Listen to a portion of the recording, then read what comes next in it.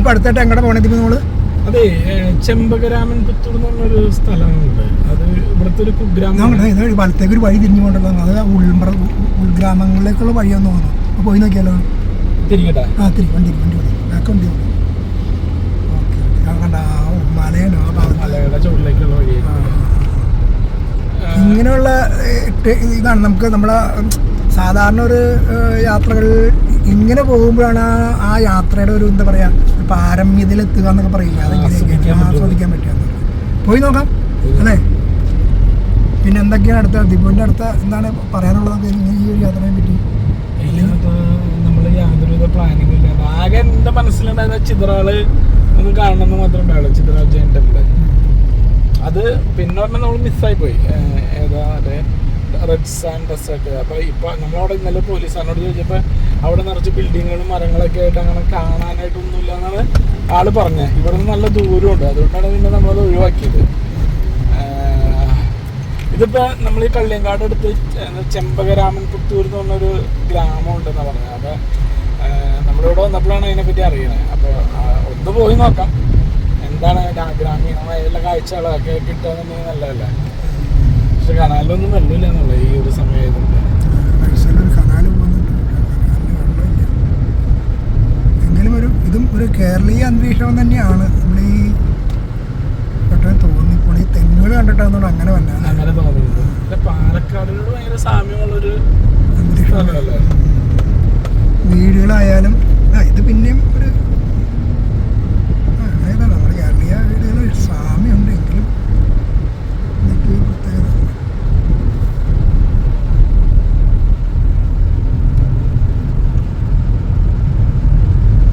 മലയുടെ അടിവാരത്തോട്ടാണ് പോയിക്കൊണ്ടിരിക്കുന്നത്.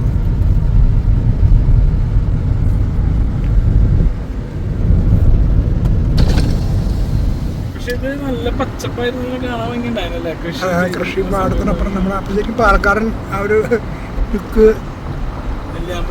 കൊല്ലം കൂടെ പാടാണ്.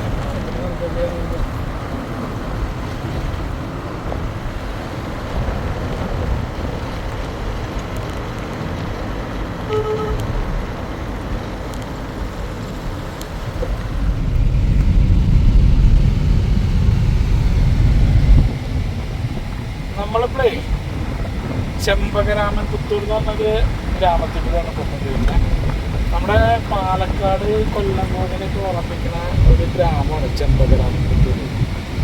പക്ഷെ നമ്മൾ വന്ന സമയം മാറിപ്പോയി. കൃഷിയെല്ലാം കഴിഞ്ഞ് ഇത് ചുറ്റും അപ്പുറപ്പുറമൊക്കെ പാടമുണ്ടോ, കൃഷിയെല്ലാം കഴിഞ്ഞ് ഡ്രൈ ആയിട്ട് കിടക്കുന്ന സമയമായി പോയി. അല്ലെങ്കിൽ നമുക്ക് നല്ല പച്ചപ്പിൻ്റെ ഇടയിൽ കൂടെ ഇങ്ങനെ യാത്ര ചെയ്യാമായിരുന്നു. ഒരു സൈഡിൽ വലിയ മലകരകളും പാടവും, രണ്ട് സൈഡിലും പാടത്തിൻ്റെ നിരക്കിൽ കൂടെ പോകണം. ഇപ്പോൾ പാടത്തൊക്കെ കന്നുകാലികൾ കഴിഞ്ഞിട്ടിരിക്കുക പല സ്ഥലങ്ങളിലും ഉണ്ടല്ലോ. ഞാനിവിടെ തമിഴ്നാട്ടിൽ കണ്ടേക്കുന്നതാണ്. ഈ പാടം കൊയ്ത്ത് കഴിഞ്ഞിട്ട് ഇതേ കത്തിക്കൽ വന്നോ, കൊയ്ത്ത് കഴിഞ്ഞിട്ട് നമ്മുടെ നെല്ലിൻ്റെ അടുത്താണ് ഒരു തീയിട്ടേക്കാം. കംപ്ലീറ്റ് സ്ഥലങ്ങളിൽ തീയിട്ടാക്കിയിരുന്നത്. അപ്പം എനിക്ക് തോന്നുന്നു ആ ഒരു ചാരവും ഒക്കെ കൂടി ചേരുമ്പോൾ അടുത്തൊരു വിളവെടുത്ത സമയമാകുമ്പോഴത്തേക്ക് അതൊരു നല്ലൊരു വളമായി, പ്രകൃതിദത്ത വളമായിട്ട് മാറും. ഇനി ഇത് കഴിഞ്ഞിട്ടായിരിക്കും ഇനി ഇവർ ഉഴുവണമെന്ന് തോന്നുന്നു.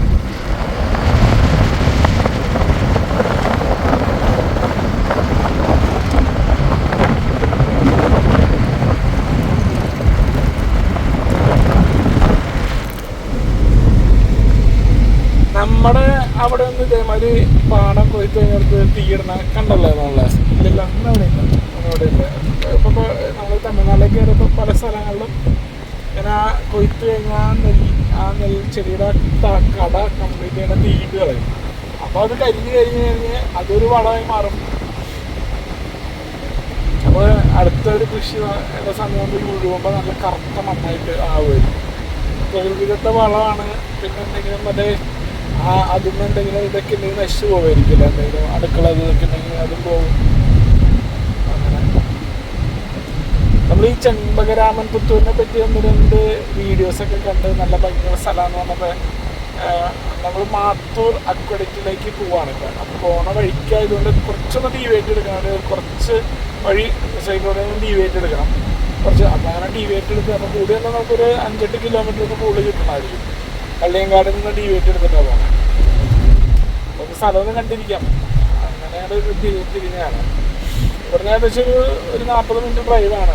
ചെമ്പകരാമപുത്തൂര് 40 കിലോമീറ്ററാണ്.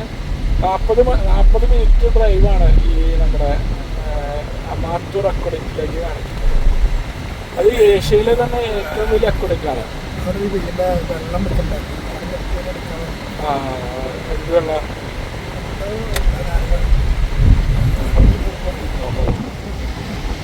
നമ്മളിവിടെ വന്നൊഴിക്കേ അവിടെ ഒരു റോഡ് സൈഡിൽ ഒരു വലിയ എന്തോ ഒരു സാധനം വിൽക്കണം.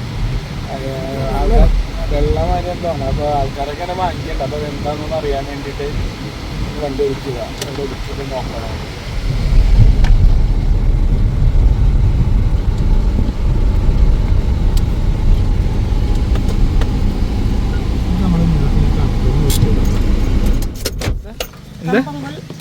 കമ്പംകോൽ മുളയുടെ ആണോ? മുളയാണോ? ബാമ്പു മുളയുടെ ആണോ?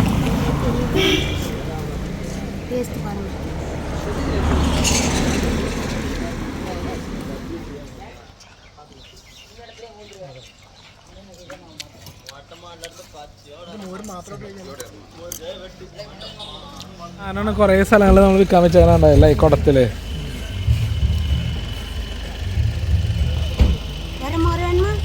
ഇത് അതിന്റെ പേരെന്താ? മറ്റേ അത് വൈറ്റ് വന്ന് കമ്പ് എന്ന് വെച്ചാൽ അതെന്ത് എന്ത് സാധനം? ചോളമാണോ? ചോളം ചെറുതായിരുന്നല്ല. ചോളാണോ? ചോളം പൊടിച്ചാണോ? ചോളം പൊടിച്ചത് ചേട്ടാ. ചോളം പൊടിച്ചാ?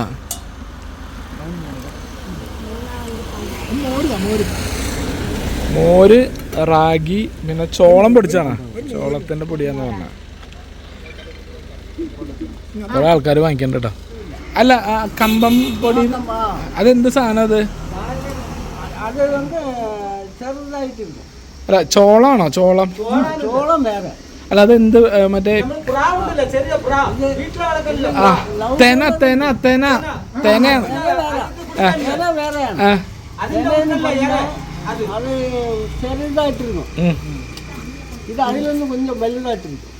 അതാണ് ആ പൊടിച്ചത് അല്ലേ?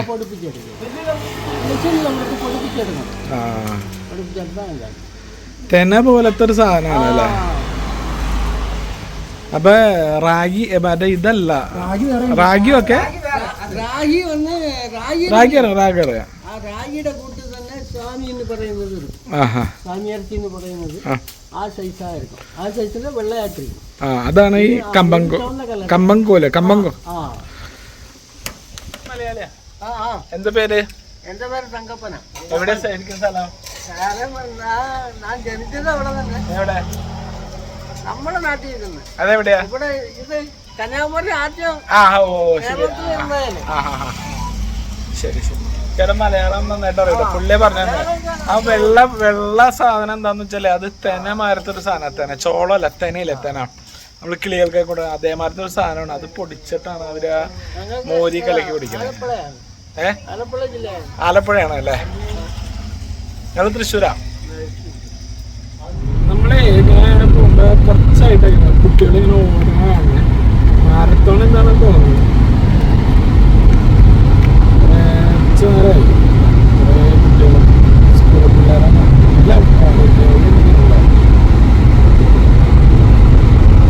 അപ്പോൾ കുറച്ച് കുട്ടികൾ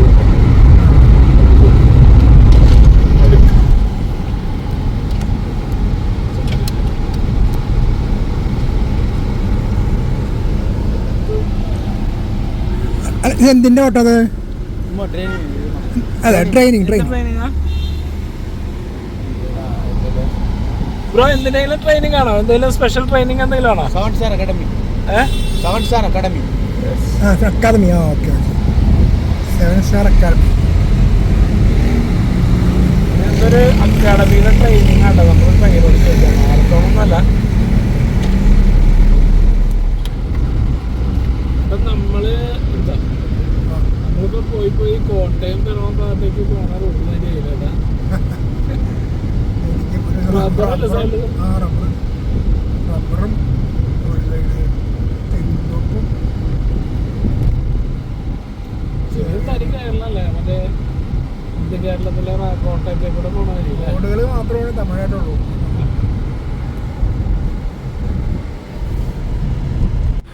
നാഗർകോവിലിൽ നിന്നും കള്ളിയങ്കാട്, ചെമ്പകരാമൻ പുത്തൂർ വഴി മാത്തൂർ അക്വഡക്റ്റ് കാണാൻ പോകുന്ന യാത്രയാണ് കേട്ടോ ഇത്. ചെമ്പകരാമൻ പുത്തൂർ എന്ന് പറയുന്നത് നമ്മുടെ പാലക്കാട് കൊല്ലംകോടിനൊക്കെ ഓർമ്മിപ്പിക്കുന്ന ഒരു കാർഷിക ഗ്രാമമാണ്. ഞങ്ങൾ വന്നത് ഈ ഏപ്രിൽ മാസമായതുകൊണ്ട് തന്നെ കൃഷിയെല്ലാം കഴിഞ്ഞ് ആകെ വരണ്ടുണങ്ങി കിടക്കുന്ന ചെമ്പകരാമൻ പുത്തൂരിൻ്റെ കാഴ്ചകളാട്ടോ കണ്ടത്. ശരിക്കും നല്ല മഴ സീസണിൽ വന്നാൽ കണ്ണിന് കുളിർമയേകുന്ന നല്ല കാഴ്ചകളായിരിക്കാം ഒരു പക്ഷേ ചെമ്പകരാമൻ പുത്തൂരിൽ നമുക്ക് കാണുവാൻ സാധിക്കുന്നത്. അടുത്ത വീഡിയോയിൽ ഏഷ്യയിലെ തന്നെ ഏറ്റവും വലിയ അക്വഡക്റ്റായ മാത്തൂർ അക്വഡക്റ്റിൻ്റെ വിശേഷങ്ങളും കാഴ്ചകളും എല്ലാം കാണാം. ഈ ഒരു വീഡിയോ ഇവിടെ വെച്ച് നിർത്തുന്നു. വീഡിയോ ഇഷ്ടമായി നമ്മുടെ ചാനൽ സബ്സ്ക്രൈബ് ചെയ്യുക, സപ്പോർട്ട് ചെയ്യുക. നന്ദി.